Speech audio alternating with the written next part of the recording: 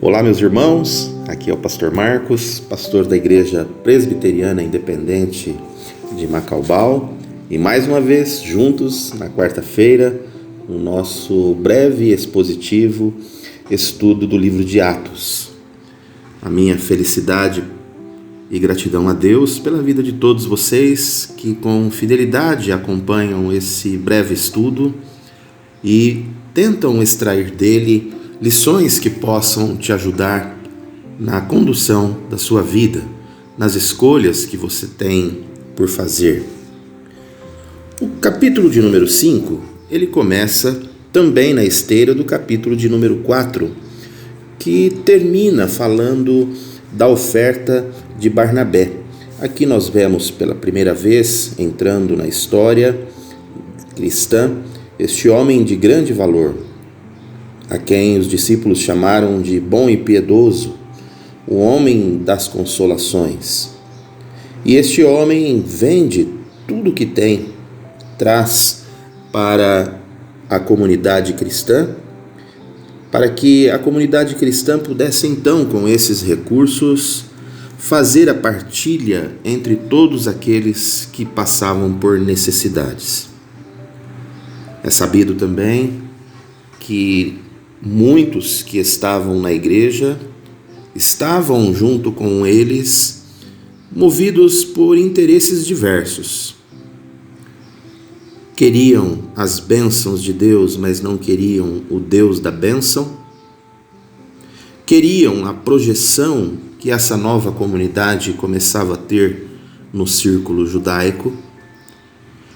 Queriam o círculo de influência que esta comunidade poderia lhes oferecer, e assim é nos dias de hoje. Muitas pessoas que frequentam as nossas igrejas frequentam por interesses múltiplos, por razões familiares, por questão de interesse pessoal, por também procurarem as bênçãos de Deus e não o Deus da bênção, e ali estão. Mas veja no versículo de número 4, quando Pedro detecta as intenções de Ananias e depois de Safira, o que ele diz a esse casal, que estava com eles, mas com o coração totalmente corrompido pelos valores desse mundo. Pedro diz: vocês não mentiram para homens, mas mentiram para Deus. Jesus, quando contou a sua parábola do joio e do trigo, disse que para nós, homens, seres humanos, é impossível distinguir o joio do trigo. Nós não conseguimos. Quem tenta fazer isso, certamente incorrerá em erro, razão pela qual, na parábola, Jesus diz que é apropriado que se espere o tempo da colheita, para que aí sim, na colheita, se faça essa separação. Essa colheita se dará espiritual, se dará por Deus e não por homens. Portanto, só Ele é capaz de fazer a distinção entre aquilo que não é dele e aquilo que é dele, revelando assim de forma clara àqueles que andam com Ele.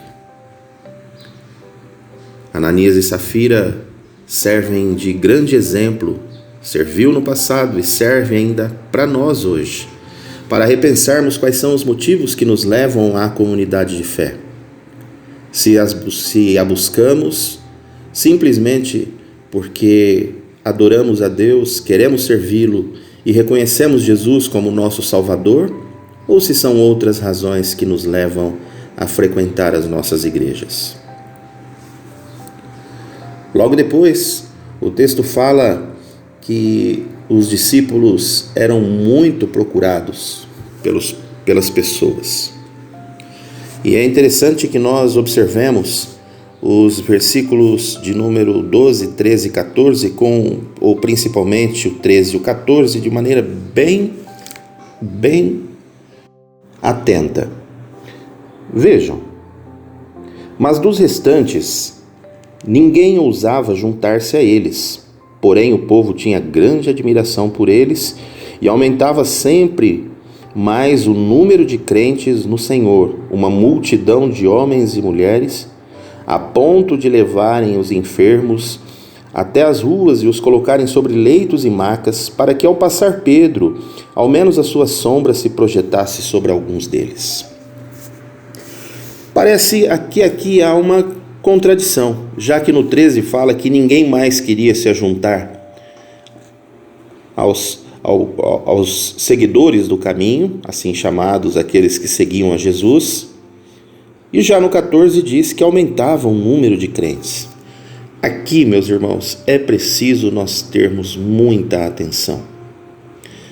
Porque assim como naquele tempo, muitas pessoas procuravam os discípulos e a Pedro, por causa das bênçãos que receberiam, vejam, sinais e prodígios eram feitos, doentes levantavam de suas camas, atormentados por espíritos imundos eram curados. Então eles passaram a ser muito procurados, mas desses que os procuravam, não era muito grande o número de pessoas que verdadeiramente entregavam suas vidas a Jesus e passavam a fazer parte do corpo de Cristo.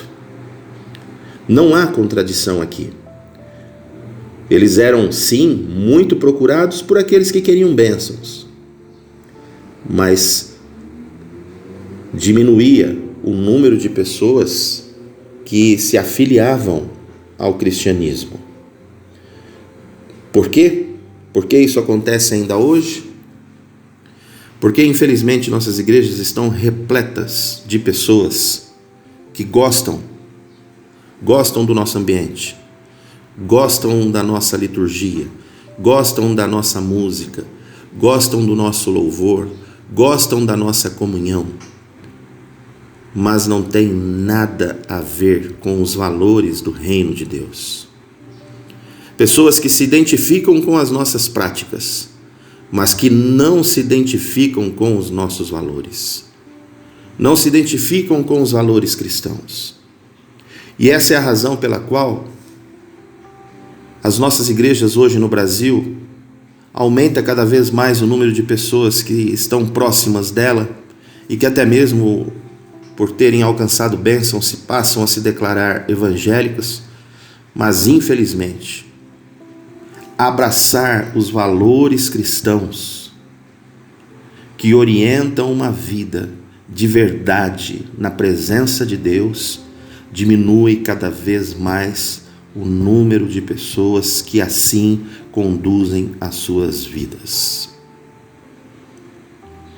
Querem as bênçãos, mas não querem seguir os valores cristãos.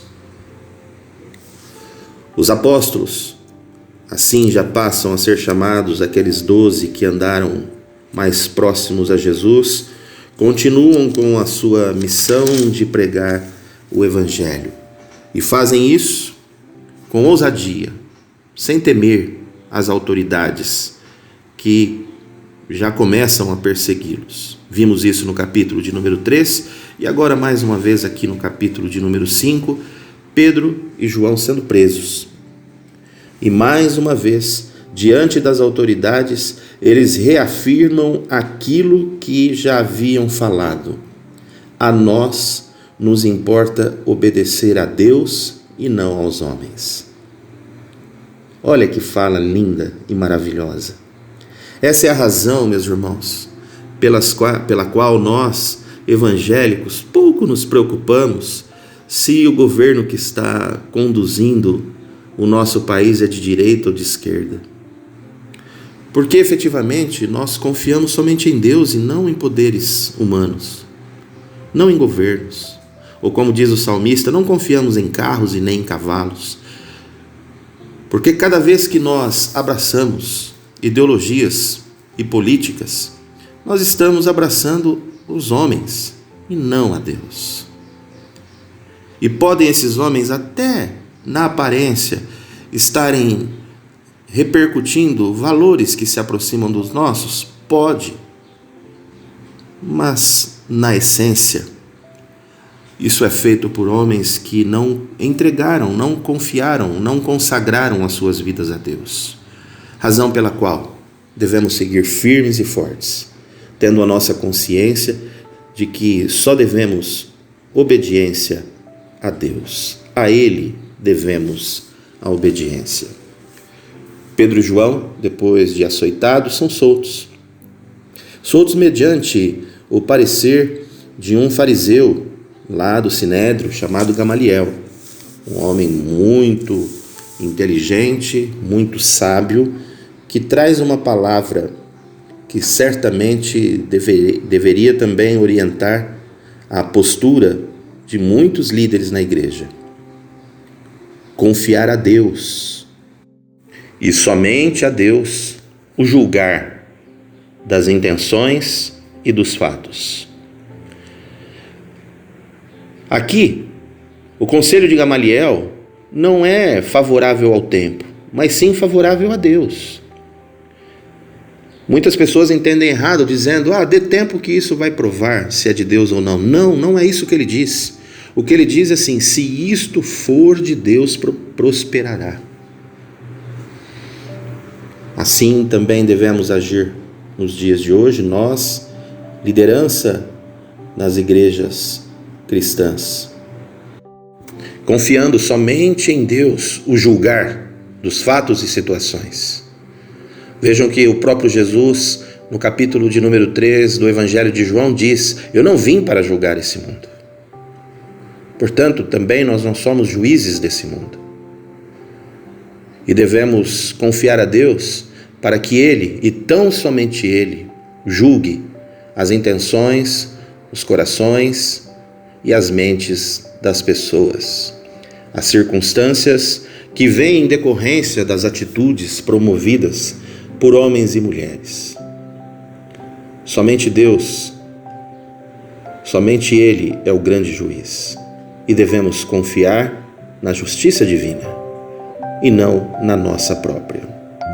Assim terminamos o capítulo de número 5 e a minha palavra nesse momento é para que você, junto comigo, se dobre onde você está e faça uma oração consagrando a sua vida a Deus, para que Deus possa usá-lo, assim como usou aqueles homens e mulheres do passado. Que Deus assim nos abençoe.